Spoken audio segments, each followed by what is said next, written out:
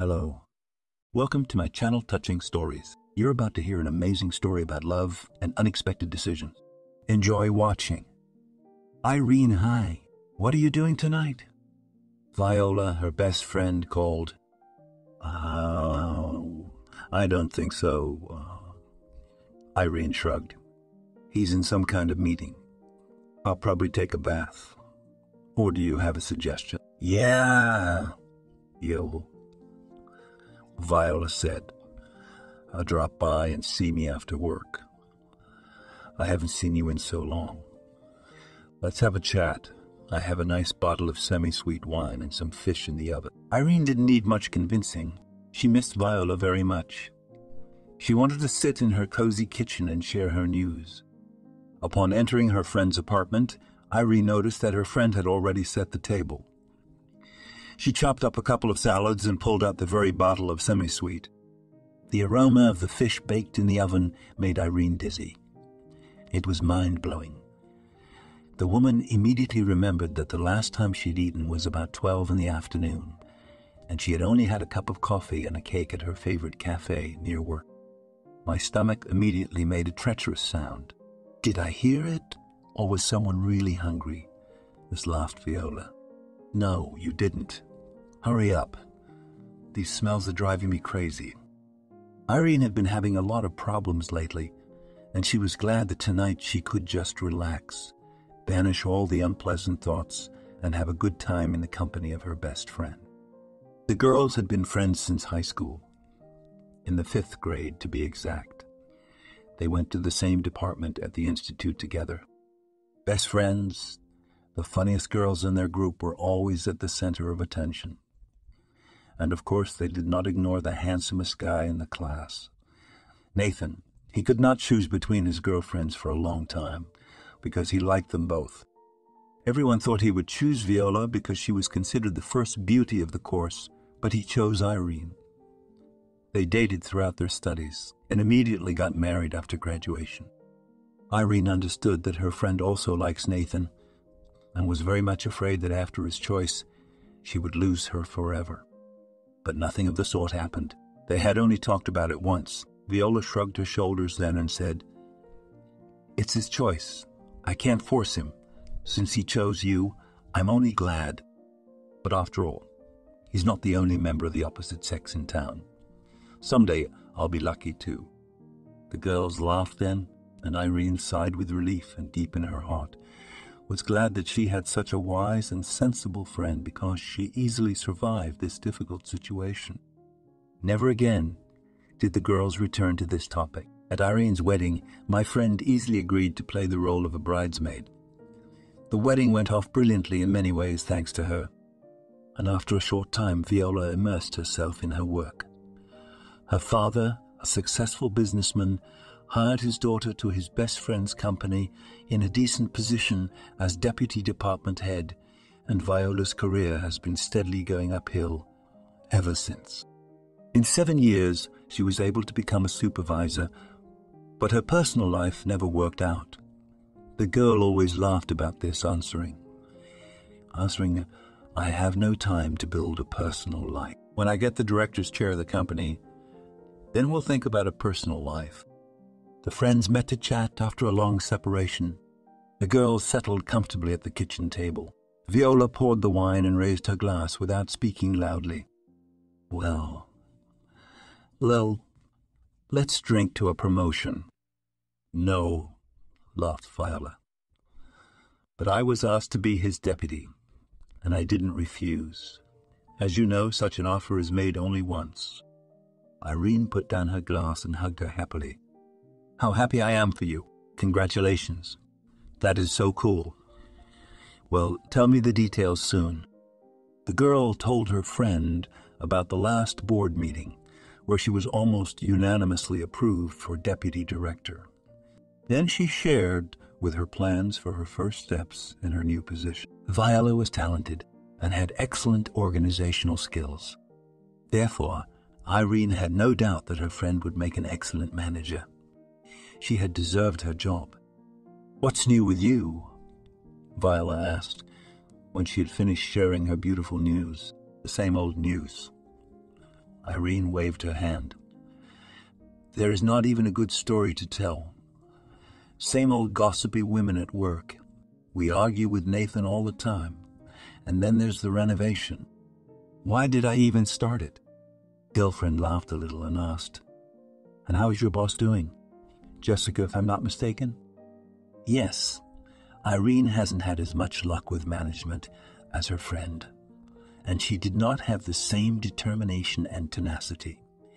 She worked at a fairly large company, but she was just an accountant, and it so happened that the team of the entire department, headed by the head, were no longer young. Young and beautiful Irene often found it difficult to find a common language with them. And now she rolled her eyes tragically. Oh, that Jessica. She has recently decided to go on a diet and is now trying to get the whole department to do it, so they don't embarrass her with their delicious interruptions. We have been told how to properly count the calories and how we will soon be jealous of her and bite our elbows that we did not support her and did not go on a diet with her. Viola took the wine from her glass, leaned on the back of her chair and crossed her arms over her chest and looked at her friend carefully. Are you sure you're okay? You're not your usual self. You seem quiet, don't you? What's going on? Is something wrong at home? Or maybe with your parents? Irene looked at her friend, grinned. I always wondered how well you knew me. My parents are fine, thank God. But with Nathan, she was silent for a few seconds and lowered her eyes.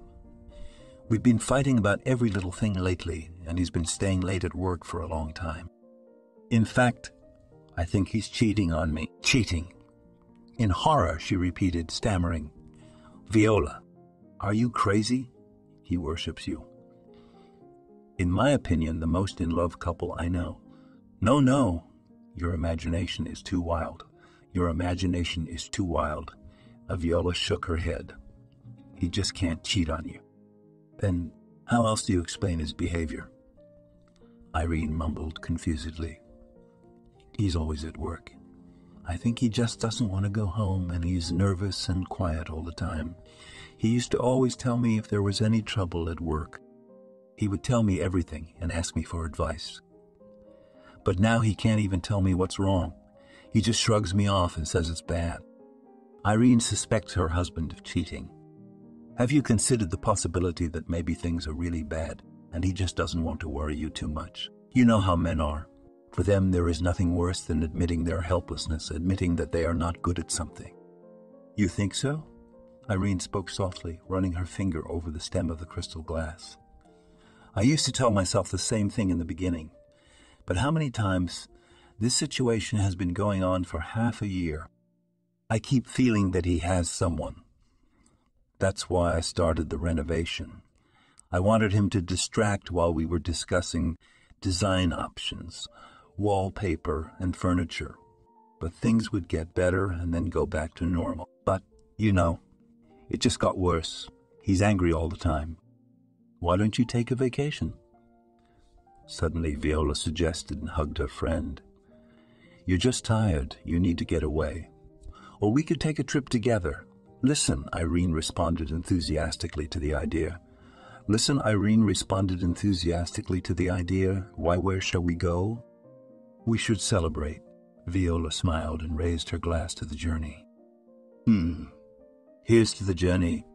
Irene nodded and laughed with the clink of crystal. A few days later, after the friends get-togethers, Nathan didn't get home until the morning. Irene waited all night for her husband. His phone was off, so she had time to call all the hospitals and even the morgues. And when he finally showed up at the door, safe and sound, his wife got hysterical. Where were you? Could not you call? I almost lost my mind. Irene, I am sorry. The husband made excuses. The car broke down right on the highway. My phone died. By the time I found someone to call a tow truck. By the time I got towed truck. By the time I got home, that's how it happened. I'm sorry, honey. I knew you'd be worried and I couldn't help myself. But what could I do? The man looked apologetic with his hands. The woman calmed down a little and after setting the table for dinner, went to bed. And in the morning, once again thinking over the whole situation, adding all the pros and cons, came to the conclusion that his car did not break down, and he was simply a mistress. The car was new. Why did it break down? Yes, he didn't drive his own car. That's a fact. But after all, he could have left his in any parking lot for the plausibility of his version. Ira decided to consult her friend. Viola. Bio, sorry, I'm probably distracting you from your work, but I've got this thing going on. He came home in the morning, and I think he was at his mistress. What am I supposed to do? In the same breath, Irene blurted out, Hi. First of all, stop panicking. Second, did he give any explanation for his absence? What did he say? Well, it was pretty standard. His car broke down, his phone died, he waited a long time for a cab. Well, prolonged Viola, what exactly confuses you about this version? In my opinion, it's all plausible enough. The car is new. Why should it break down? Okay, Viola agreed. Let's say he's cheating on you. But with whom? Any other options? With someone from work. You know everyone there. He always takes you to company parties. Yes, Irene agreed. But you know, she suddenly remembered. This Nathan told me recently that a new girl came to their department. I think her name is Mary. Irene turns to her friend for help. Viola sighed heavily. Look, I don't have any time right now, really. You come to my place tonight, and we'll discuss everything. When Irene went to her friend's kitchen in the evening, on the table there was an open laptop with the website of Nathan. On the website, among their employees, I found only one Mary. Viola reported from the threshold and nodded toward the laptop. Do you know her?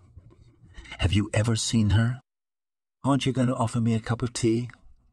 Irene asked sadly in her voice. Viola playfully rolled her eyes. The matter of keeping the family together was on the agenda, and she was going to drink tea. What are you going to do about it? I'll put the kettle on. That's great. Irene had fun. I just bought some sweets on the way.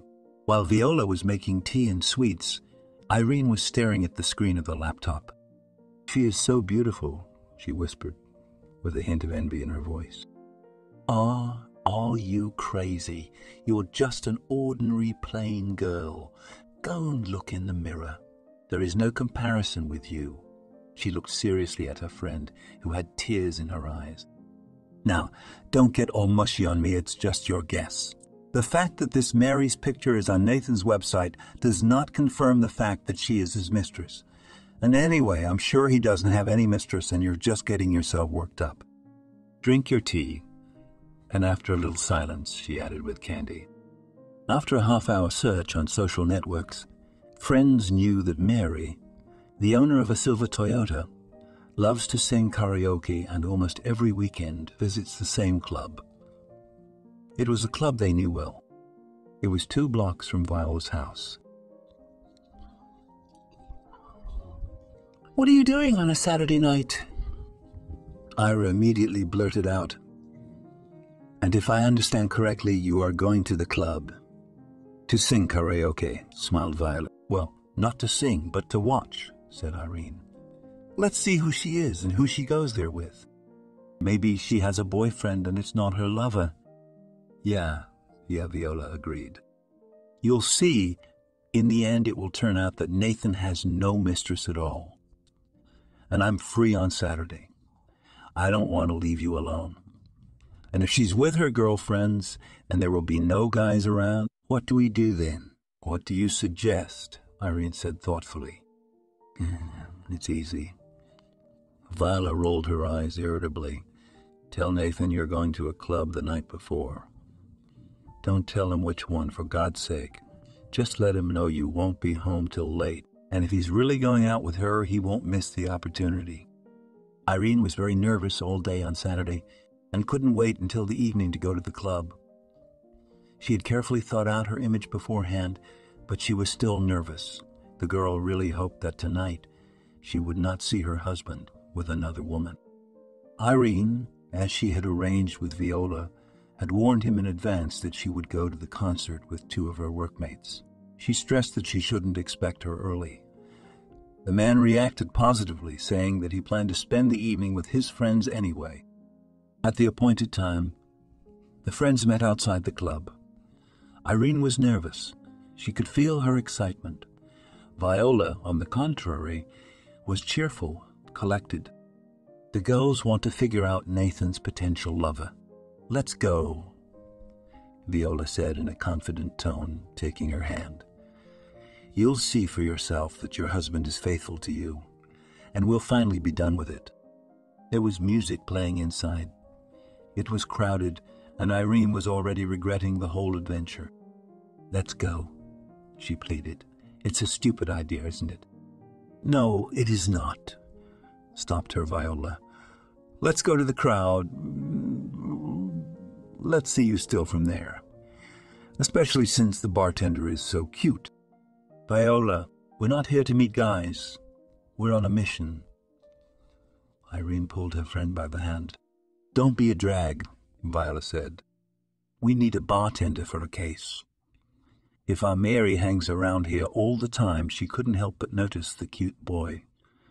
So she's been in contact with him. So he might be able to tell us a little bit about her, like who he comes here with." Irene couldn't object and just looked at her friend with her eyes wide open, full of wonder and delight. Viola sank down on the nearest vacant chair and winked at the bartender. Hi, how are you?" She started a conversation, and suddenly, with a mysterious look on her face, she got right to the point. "Can you help us? It's our friend's birthday today, and we wanted to surprise her. We came here and can't find her, and she's definitely supposed to be at your bar. Have you seen her today? Have you seen her today? A picture of Mary." So the guy, a picture of Mary? "So that's Mary." He nodded. "Of course I know her. She's at the other end of the club," and the guy waved his hand in the right direction. "Only I didn't know she was the birthday girl." But her friends didn't hear him and went in the direction the boy had pointed. In the back of the club, just behind the dance floor, there were a few tables. At one of them sat Mary and her group. She was dressed in a long navy dress and looked very smart. Looking carefully at all the guys at their table, her friends breathed a sigh of relief. Nathan was not among them. One of the guys was gently hugging the alleged lover around the waist. "You're sure?" Viola whispered naughty. Irene nodded silently, turned around and followed her friend. Already at the exit, she yanked Viola by the hand and said, "Look, maybe you want to stay and chat with that cute bartender. Maybe you want to stay and chat with that cute bartender. Now let's go somewhere quiet and discuss your paranoia." The girls walked down the street for a while and went into the first cafe they could find. It was quiet and cozy inside, and they settled down on a cushioned sofa and ordered a cup of coffee. Viola waited to hear what her friend would say, but she was stubbornly silent, staring mesmerized into the coffee funnel, which she herself swirled with a spoon. "What has been decided?" Viola could not stand it and was the first to break the silence. Irene looked at her friend with eyes full of despair and indifferently shrugged. "Irene, don't be sad. He was not there, and that is good. So your guess is not confirmed." Her companion remained silent. "Call," said Veronica, "and find out where he is now." The plan failed. Nathan was not caught with Mary. "No," Irene brushed her off. "I'm not calling him." Viola covered her face with her hands and looked sympathetically at Irene through her fingers. "Why?" she went on. "You just don't understand, and I can feel it. Things are different now. Irene, I am not an expert, but I think married life is different. Like any other business, there are ups and downs. Maybe you're just in a slump in your relationship. Maybe he's tired. Maybe there really are problems. Why does he cheat right away? But Irene stubbornly shook her head. Okay, said Viola. Let's go back to the questions. With whom? Mary we ruled out. Is there anyone else in mind? Why did you exclude her? Irene looked at Viola in surprise. Well, how? She looked confused for a moment, but then she pulled herself together. It's Saturday evening. You're not home. When else would he meet his mistress, if not at such an opportune moment? Well, you're right as usual, but there are no more candidates. All the next week, Irene watched her husband carefully, noted how he reacted to displays of affection, paid attention to how often he stayed late at work. At first glance, everything was the same as always, but my wife was still not sure of his faithfulness. Some worm of suspicion just ate her up from the inside. Something wasn't right about him, and it was something she caught. Viola, hearing this, only hummed into the phone. Maybe you just fell out of love with him and were subconsciously looking for a reason to leave him. But Irene didn't really want to think about that. She chased such thoughts away from herself, and so she plunged back into her search for her husband's mistress.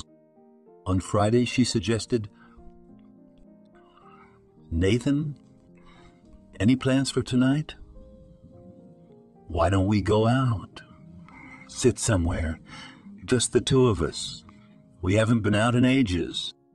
I'd love to, honey, but I have to go to the auto center.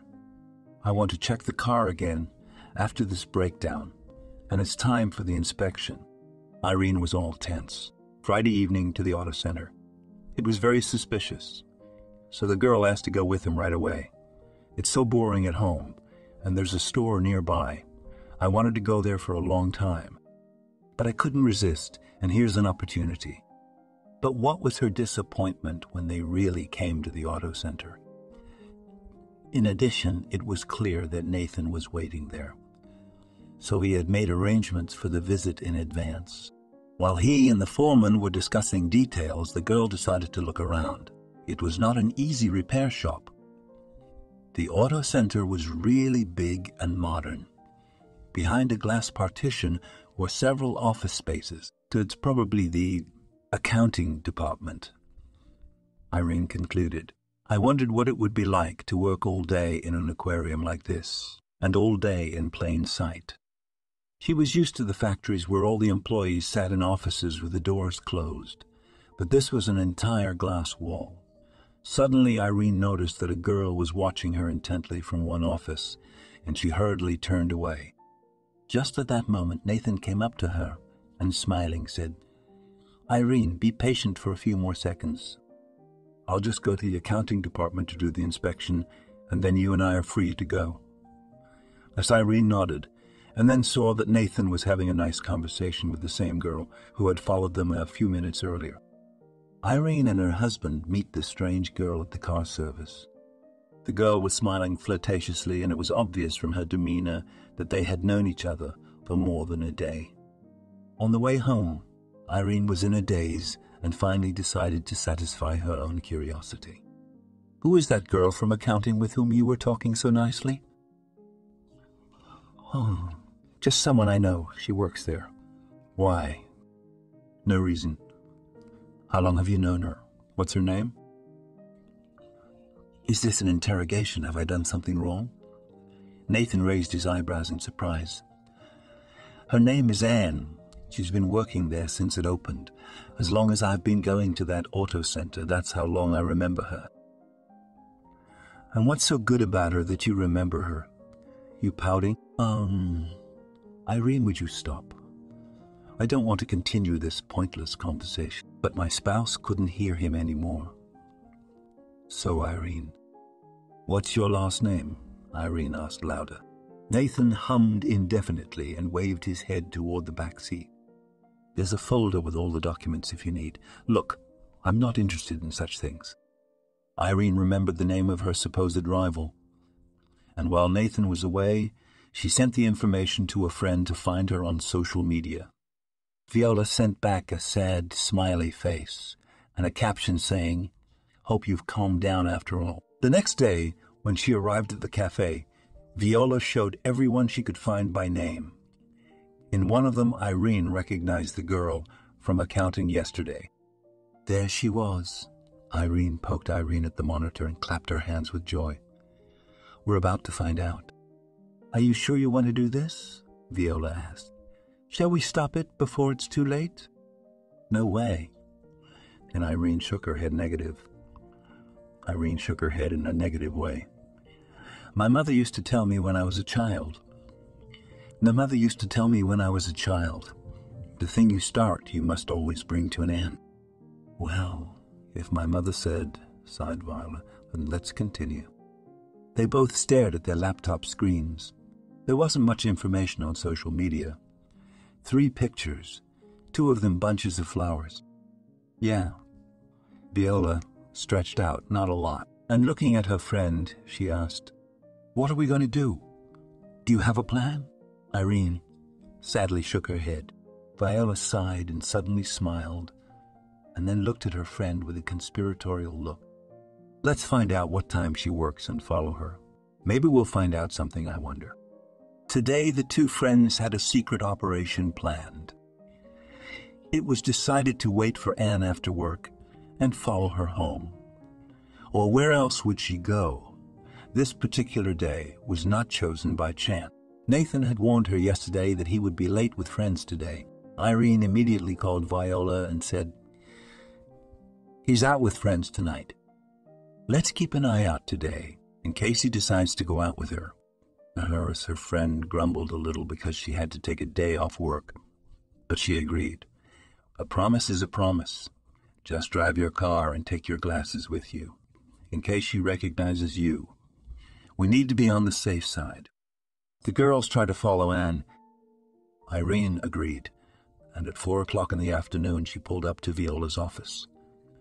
As we knew, Anne was working until 6 o'clock this afternoon, as always. They bought a cup of coffee on the way, and when they arrived at the car service building, they chose a convenient parking spot in advance where they could see the exit. At the beginning of 7, Anne got out of the building. "What if she takes the bus?" suddenly Ira asked. Wait. Viola watched the girl intently. At the same time, Anne took a keychain from one of the parked cars out of her pocket. Some guy showed up a couple of times. "See," smiled Viola victoriously, "I told you not to panic." They were lucky. Anne was a careful driver, not hurrying anywhere, so it was easy to keep an eye on her.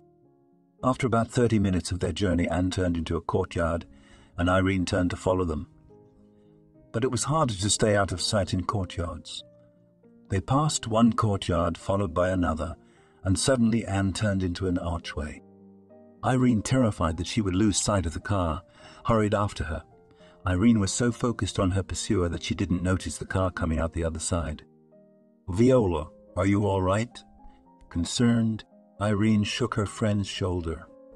"Did your neck hurt?" Just at that moment, there was a knock on the driver's side window. A guy in his 30s was looking through the window, most likely the driver of the second car. The girls unbuckled their seatbelts and got out of the car. Irina stood with her head down. "I'm sorry," she murmured almost in a whisper. "It was my fault." "What's the matter with the car?" Suddenly the guy said. "How are you? You have blood on your temple. You should treat the wound." Viola heard that. She looked at her friend and cried out. Immediately, the girl rushed back to the car to get the first aid kit. When Irene's wounds were finally treated, all 3 of them examined the cars. The damage was not serious. A couple of scuffs and broken headlights. "Sergio, write down my number," Irene insisted. "And when you've repaired the car, call me. I'll pay for all the damages." "Come on, Irene, it happens to everyone. You don't owe me anything. You must have been late. You were in such a hurry." Only now the girls remembered about Anne, and it became clear that the stakeout was over for the day. "I wonder if she saw the accident." Viola looked at Ira. "Or maybe she recognized you too." Her friend only shrugged her shoulders in response. "I don't think so. It's bad, of course, that we lost her. Were you following someone? Sergio smiled, such as agents, and he laughed heartily at his own joke. Viola looked at him reproachfully, and the boy became serious again. Well, tell me, how hard can it be? You actually hit my car. I have a right to know. You see, Sergio, we were following a girl, began Viola, but Irene immediately yanked her by the arm. The man forgave us for the wrecked car. Let's at least tell what happened. And she turned to the young man again. The stakeout failed. The girls got into an accident and met Sergio. Well, anyway, we were following her because we think Irene's husband is her lover, and we wanted to catch them red-handed, so to speak. Well, or at least find out where she lives. So she's married, Sergio said with a touch of sadness in his voice as he looked at Irene. That's too bad. Nathan, when he found out that his wife had scratched his car, was just furious. Why didn't you call the police? And if he now says that you owe him $500,000, why are you such fools, you and your Viola? Well, I didn't expect her at all. She always seemed like a smart woman. That night he went to sleep in another room, and the next morning Irene called Sergio to inquire about her health. No headache after last night's blow? No. Irene smiled into the phone. She was pleased. The concern, even if it was from a man she didn't know very well. What about your car? Don't worry, he answered. I sent it to the guys this morning, and by the evening they had it done. It will be as good as new. That's great, said Irene. But Sergio, maybe I can still pay your expenses. I am terribly uncomfortable. No, said Sergio. I have a better idea. Have a cup of coffee with me. I would love to have you in my company. Irene agreed, and after a couple of hours they were sitting in a nearby cafe drinking delicious aromatic coffee. I think about your situation all the time. Do you really think your husband is cheating on you? I don't know, Irene shrugged. Viola says it's all nonsense, that he loves me, and I feel that something has changed and the relationship is not the same. Maybe, indeed, time has passed and feelings have started to turn into a habit. Irene herself wondered why she was being so candid with an almost stranger. Nathan laughed a little. But you haven't been married for 20 years for feelings to begin to cool off. Perhaps you're right in your suspicions. I think the other half always senses these things. Forgive me for saying this. It's just that once my beloved woman cheated on me and I felt it, but I didn't want to believe it and tried not to see the obvious. I'm very sorry, Sergio, Irene said. It's in the past now. That's not the point now. In fact, that is why I called you, Irene. I want to help you. Irene told Sergio everything she knew about Anne. Look, I can meet her and flirt with her. After all, I'm a man. At least we'll know if she's seeing someone or not. Oh, Sergio, that's so noble of you. How could I ask you to do such a thing? Irene decided not to. You may. Besides, I suggest let's do it this way. I'll go there one day, in case I can get acquainted. Then we'll meet and I'll give you all the details. All right. Thank you very much. The girl smiled. Sergio called back after a couple of days. Well, he started the conversation. Sergio offered Irene his help. Okay, Irene agreed. Where? Soon the young people were sitting at a table in the same cafe and Sergio was telling the girl all the details. Anne got to know me happily, immediately started flirting with me, and even took the initiative herself and invited me out for a walk. You're a handsome man, said Anne embarrassedly. I didn't think she would refuse you. Thank you for the compliment. Sergio blushed a little. I think you're wrong. Maybe flirting is nice for any woman, but she invited me to meet her. She gave me her phone number. Usually women in relationships don't do that. Or am I wrong? Yes, she nodded thoughtfully. So you think they don't date? To be honest, I thought so at first. Don't be offended. Sergio, she stopped him with a wave of her hand. Maybe we should switch to you and stop. Stop apologizing to me all the time. Okay. The man nodded. So what makes you think he's not cheating on me? You said on the phone that I was probably right in my suspicions. Irene returned to the topic of conversation. And I didn't say he wasn't cheating on you. I said I didn't think he was cheating on you with her. Well, why is that? It's complicated. You have to find her, meet her, make appointments, pick a place. No, that's not what cheating is about. In cheating, everything has to be quick, secret, covert. That's why most often mistresses are chosen, either among colleagues at work or in their immediate environment. Have you ever thought about that? Irene thoughtfully twirled a spoon in her hands and settled down. Outside the cafe windows, people were rushing about their business. Everyone had their own lives and their own concerns. Perhaps some of the women hurrying down the street were also cheating on their husbands. And some were probably mistresses. Irene grinned at her thoughts and threw off her stupor. Sergio waited patiently the whole time. I thought, Irene began. The first thing I thought was co-workers. But Viola, remember my friend? She was in the car with me. Well, Viola said that he wouldn't take me to the whole work event if he had a mistress there. Really? Irene blushed slightly and told Sergio the story about Mary. Sergio laughed merrily. Oh, I didn't think you were such an adventurer, just a real detective. But in general, Viola's words make sense. Although, if the lady is married, she also brings her husband with her. Think about it. In fact, the easiest thing to do is talk to your husband straight. Have you told him about your suspicions? No, I haven't. You think he's going to sit on the couch with me and hug me and say something like, "Why, honey, I cheated on you. I was wrong. I'm sorry. I won't do it again." Yeah, he probably won't say that. Sergio smiled. But you're suspicious of him. You don't trust him. And if he's not cheating on you, what if he feels something's wrong in your relationship too and thinks you're cheating on him? You could ruin everything just because you don't dare to talk. Yeah, I know you're right. I've thought about it more than once myself, but I'm so afraid of this conversation. I kind of look for evidence of him cheating, but every time I pray it doesn't prove true. I love him so much. I'm afraid of losing him if he cheats on me. I'm not sure I can get over it. What should I do? How about leaving everything as it is? The man asked. My fears were not confirmed. Anne is not his mistress. No, I can't do that either. I'll talk to him during dinner. That same evening, Irene began her conversation. Nathan, let's talk. Well, here we go, her husband muttered. What's wrong again?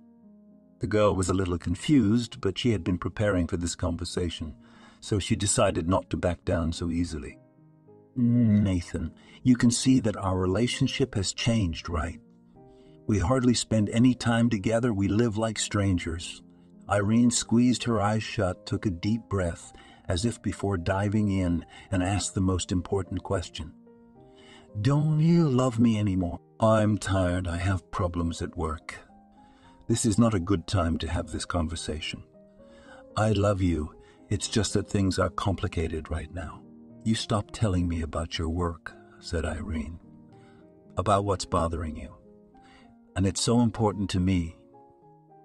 Tell me, maybe I can help you, give you some advice. We have always done it before. What advice can you give? Asked Nathan with irritation. Sitting there in your factory where nothing has changed for a long time. What do you know about real business? Irene's hands trembled. She didn't think her husband could speak of her with such disdain. Tears streamed down her face. You never told me you didn't think I was smart enough. I'm sorry I dared to offer you my help. With these words, the girl ran out of the kitchen. Nathan did not follow her. He knew he had said too much and needed to apologize, but decided to give his wife time to cool down. He finished his dinner, washed the dishes, and only then went into the bedroom where his wife was crying. "Irene," he began from the threshold. "Well, I'm sorry." He sank down on the bed next to his wife. "I don't think you're silly. It's just that I have a lot on my mind. I got angry. I said some stupid things. And Helen and I have been fighting lately, and I'm nervous." "Helen who?" "Helen, the finance director. We can't agree all the time. She's been squeezing me. She won't let me turn around all the time. She criticizes all my projects. And by the way, it should be me in her place." Irene looked at her husband with surprise. She did not recognize him. He had always had a healthy ambition, but he had never been a desperate careerist and had never sought to take someone else's place. Even Helen he used to speak of with respect, and was genuinely pleased when she became CFO. Irene thought she had seen that unhealthy twinkle in someone's eye before. Just who, Irene liked talking to Sergio more and more. He seemed to understand her. Unlike Viola, he didn't tell the girl that she was making up her own cheating husband. He was completely on her side. So a couple of days after the argument with Nathan, she decided to call Sergio. "You know, I did talk to my husband," Irene said sadly. "And why is there so much longing in his voice?" Sergio asked sympathetically. "Has he told you about the affair?" "No, we didn't even have time to talk about it. We had a fight earlier. He said he had problems at work, that he was tired. And I was wondering if maybe it really is about work. Did he tell you what the problems were?" Not really." He walked away from that conversation. Said he didn't want to think about work at home either. Said only that he was being squeezed by the CFO and that he should be in her shoes. I had never seen him so eager for high office. It even scared me a little bit. "Irene, maybe you should talk again, not about cheating, but about your relationship. The conversation with my husband ends in an argument. If you solve your problems, everything will be fine, I'm sure.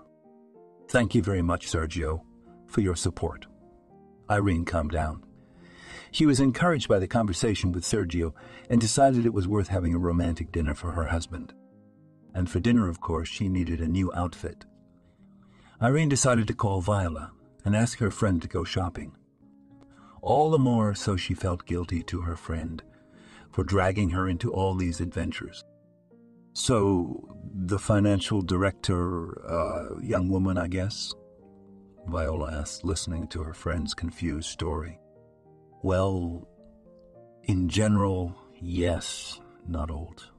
I think about 40 years old." "Do you know if she is married?" Didn't reassure Viola. "She's definitely married. She was always with her husband at corporate events." "You don't think he's..." Viola went on. "That he's cheating on you with her, with Helen?" Irene looked at Viola in surprise. "No, he's so angry with her for saying something bad about her all the time. I thought you said I made it all up and he loves me." "Well, I don't know, Irene. I was just thinking that you've always had good intuition. Maybe you're right." "Well, what am I supposed to do now?" Irene said. "Not you, but us," answered Viola. "Let's check it out." "But how? They are at work. There is no way we can find out. And then I don't think he likes her. He wants to be the CFO himself. Or maybe it's because they're lovers that he wants to be the CFO. He doesn't want to be in a relationship with a woman who is above him in status. Maybe you should invite her over." "And how would that help us?" Irene asked perplexedly.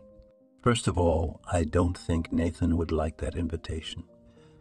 And why would I invite her? What if she comes with her husband?" "Well, that's obviously not a good idea," said Viola.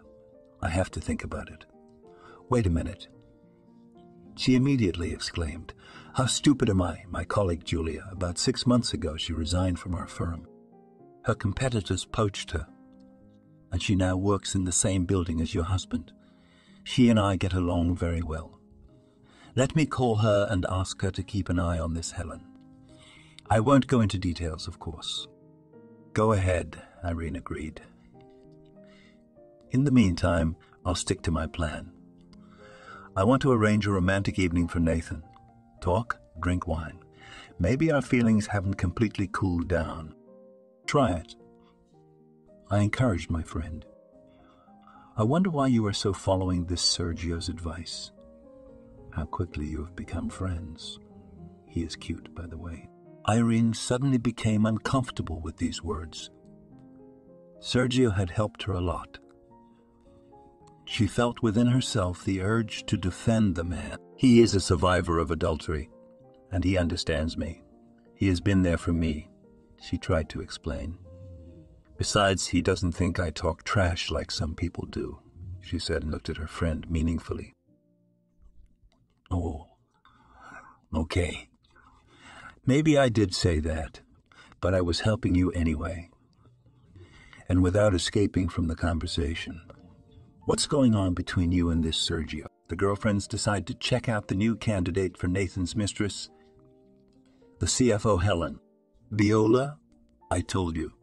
He supports me. We're friends and nothing more. Yeah, he's cute, but I'm married. Enough of this. Irene cut the conversation short. Are we going shopping or not? Let's go. Sure, let's go, my friend responded. We'll buy you the best dress. Nathan had been working late this week, and every night Irene tried not to show her husband that it made her very upset and that she fell asleep crying. It wasn't hard to hide it, though. Nathan did not notice his wife. In the morning he ate breakfast in silence and ran off to work.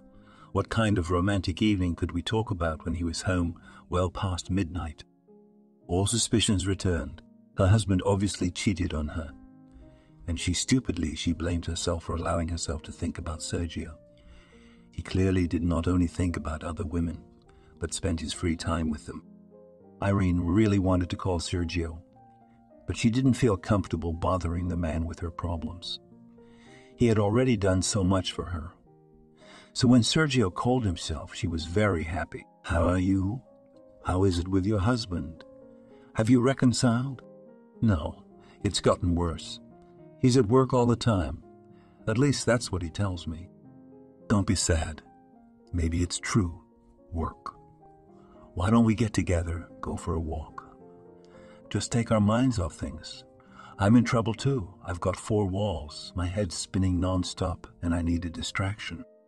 Maybe a movie or a skating rink? Irene thought about it. Her first impulse was to say no. Then she decided there was nothing to lose.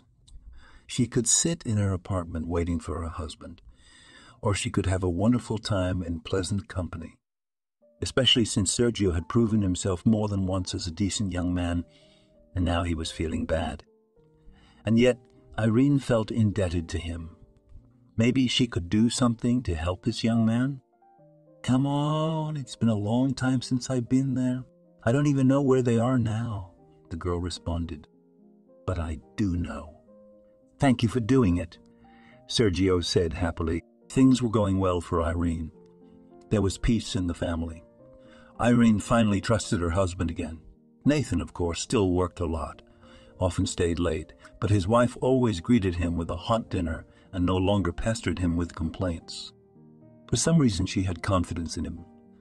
Still, there was one little problem on the horizon of a happy Irene's family life. She thought about Sergio too often. The girl was bored without their conversations, without his attention. Sergio looked at her with admiration, as if she were really an interesting person to him.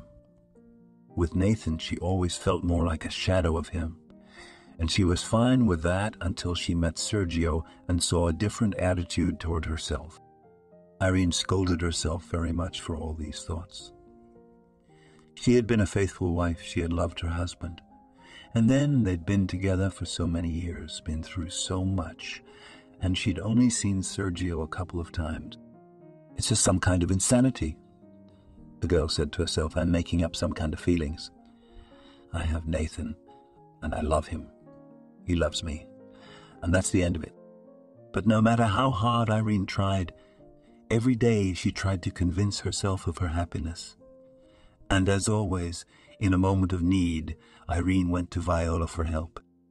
Oh, Don't tell me that you are thinking about cheating again, she said, as soon as she heard that she wanted to talk about her husband. Irene is trying to fix things with her husband. No, I know he's not cheating on me, but the problem is still there. There's still something wrong with our relationship. Look, why don't you take a break, have a change of scenery? You should take a vacation. Nathan promised me a vacation after I finish some project.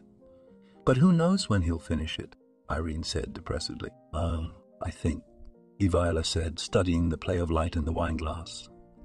You should talk to your husband about a deadline and start planning a vacation.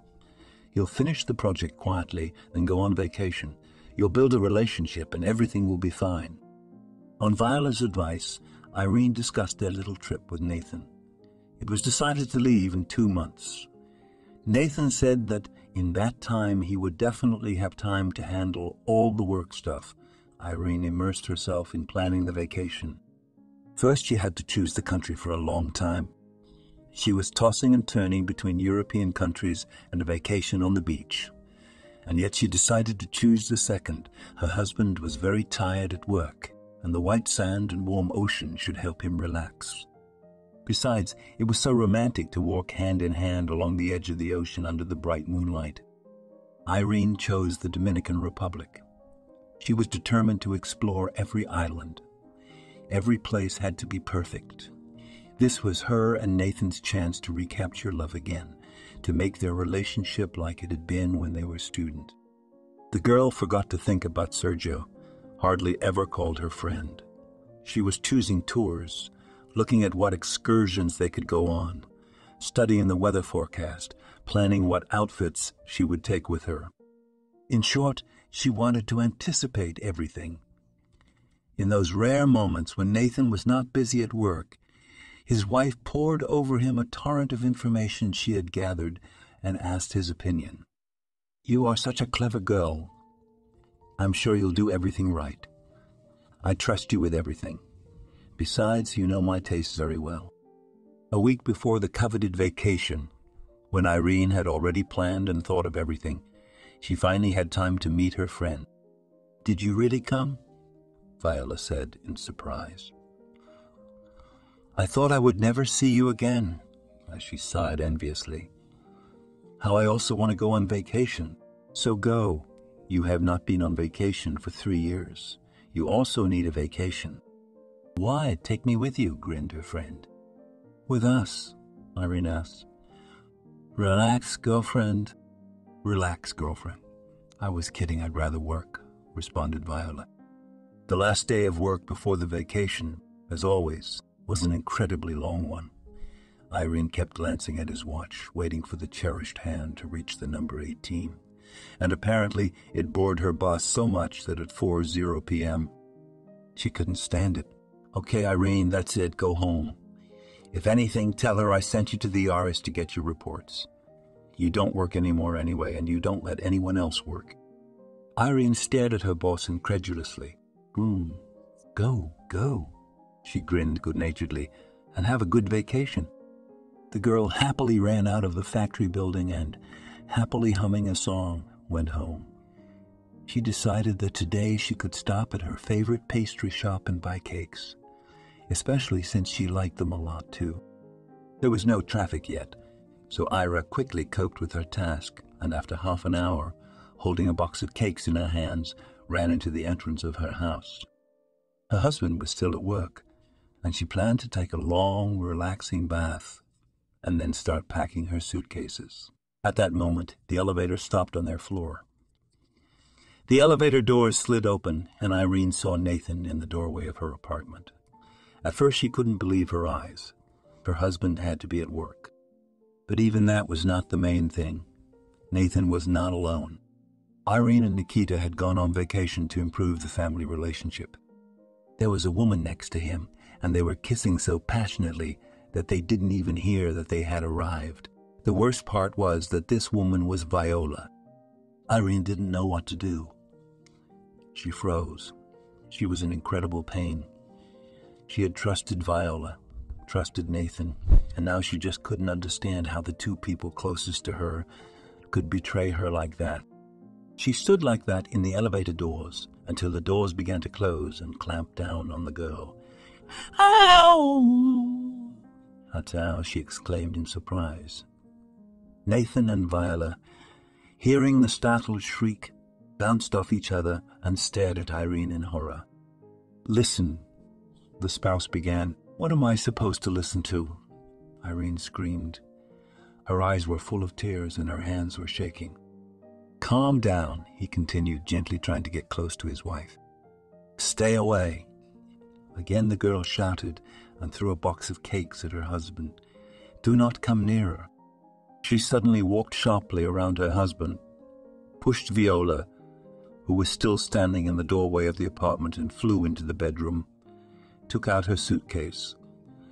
Irene was possessed by a thirst for activity. She ran all over the apartment, grabbing some things and tossing them into the suitcase. "Irene," he tried again, "I don't want to listen to you." And his wife answered with her hands over her ears. "Nathan, wait, go into the kitchen. Let me talk to her." Suddenly Viola intervened. Irene suddenly lost all her energy. She sank down on the bed in the bedroom and burst into tears. "Look," Viola began, sinking down close to her friend. "I know you don't want to talk. I know you're hurting, and you'll never forgive me. I just wanted to tell you that it's all my fault. Don't blame your husband. He didn't mean to. He loves you very much. I seduced him. I was just jealous of you, of your happiness." "How long have you had it?" Irene asked me quietly. "No. You realized almost immediately. He felt guilty before you. He couldn't even look you in the eyes. He was so worried. Worried, but he kept cheating on me with you. You can't tell what he was going through," as Irene replied sarcastically. "Tell me, do you even love him?" "No," said Viola, "I don't." Then I realized that I was not even jealous of your happiness, but of your ability to love. I don't know how to love. Yes, it will be difficult for you now. How will you live without love?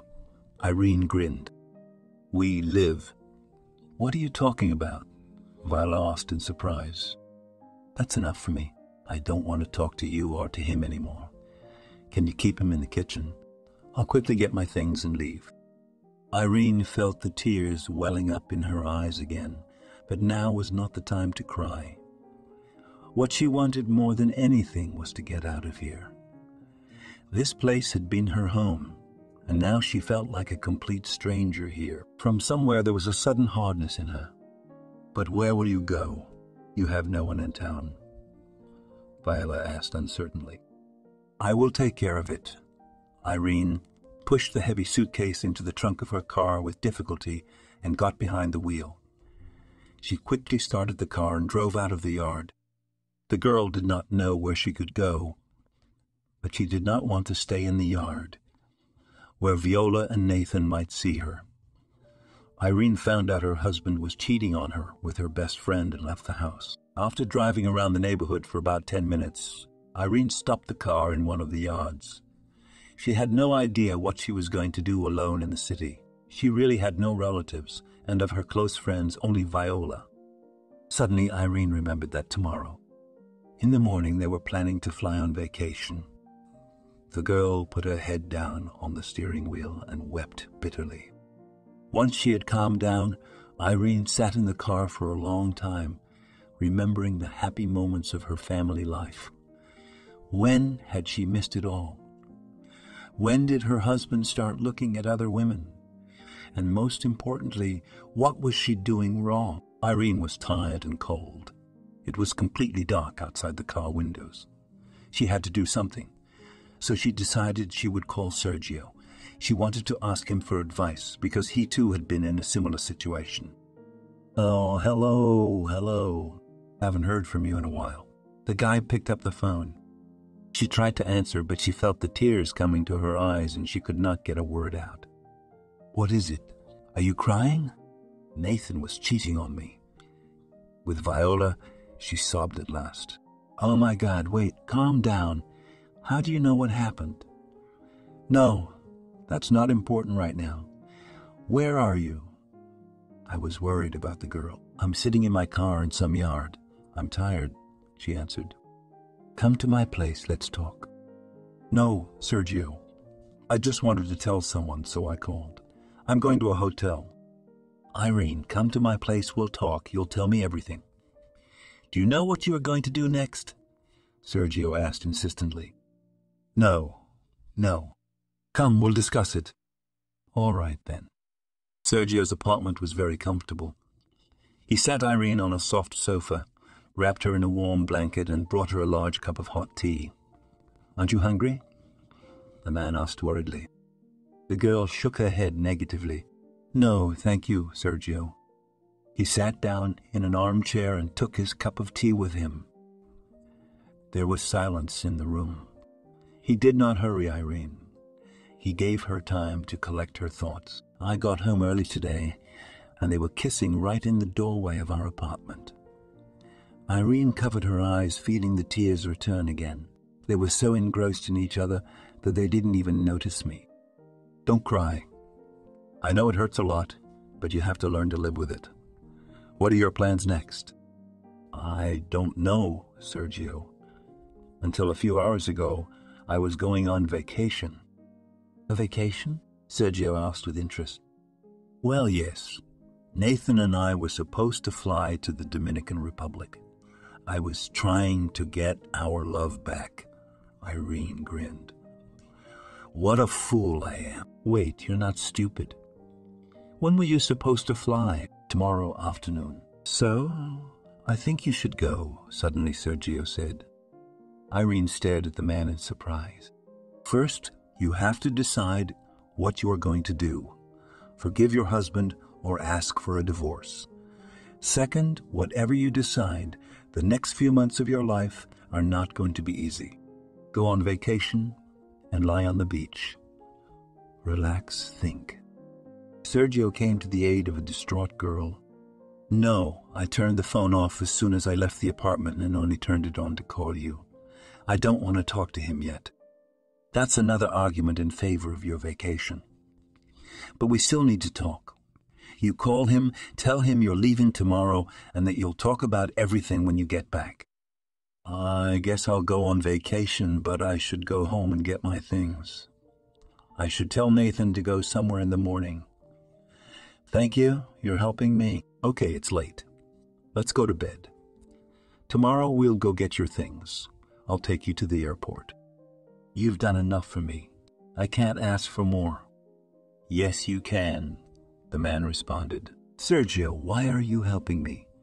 Irene asked me quietly. But you know the answer to your question, he answered just as quietly. I really like you. I liked you when you drove into my car, but I know this is no time for my feelings. You're going through a really hard time right now. That's why I just want to help. Thank you. 2 weeks later, Irene's plane landed at the airport in her hometown. Time in the Dominican Republic flew by unnoticed. Irene enjoyed the ocean, the delicious food, and most importantly, the silence. She had time to think about everything, her husband and her friend. They didn't communicate during their vacation. A couple of times she wrote to Sergio to say she was fine. And that was the end of her communication with the outside world. But now, she was ready to talk to Nikita. At the airport, Irene was waiting for Sergio, and the girl happily hugged him. Hello. Hello. Sergio kissed her on the cheek, he said. You look beautiful. I have great news. I found you an apartment. Really? Thank you, Sergio. That's wonderful. Shall we go see it? And if you like it, I'll invite you to a celebratory dinner to celebrate the housewarming. The girl laughed. I should be the one inviting you to dinner.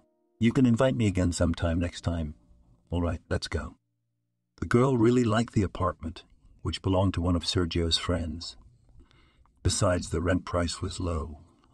Late at night, after dinner with Sergio, when she had more or less sorted out her things, the girl decided to call her husband. Irene, hello, you finally arrived. How was your rest? How are you doing? When are you coming home? Hi, Nathan. I'll stop by tomorrow. I want to pick up the rest of my stuff. And we need to talk. We can file for divorce tomorrow, too. I've already found out what paperwork is needed on the property. I'm not claiming yours. So I hope we won't have to go to court. What divorce? I was wrong. I only love you. With Viola, it was crazy. I didn't mean to. I'm sorry. I think you've always loved her. Maybe you should try it. In any case, I want a divorce. Everything. Good night. I'll come over tomorrow and we'll talk. Irene hung up and leaned back on the couch. She felt sad at heart, but she knew she had made the right choice. In the Dominican, she had time to reflect on everything, to look back and reconsider her whole life. A lot of it was her own fault. He had always treated her carelessly, had a low opinion of her intellectual abilities, and often criticized her appearance. Irene just didn't want to see it. She dissolved into her husband. After all, in her college years when he chose her, she didn't love him. But she was so flattered at the time that he paid attention to her and not her friend. She got caught up in this silly competition and ruined her life, and probably 2 other people's too. Anyway, it was time for this to stop. It was time to start living happily ever after. Irene was very excited that part of her new life might be Sergio. Irene, after coming back from vacation, decided to divorce her husband and start her life anew.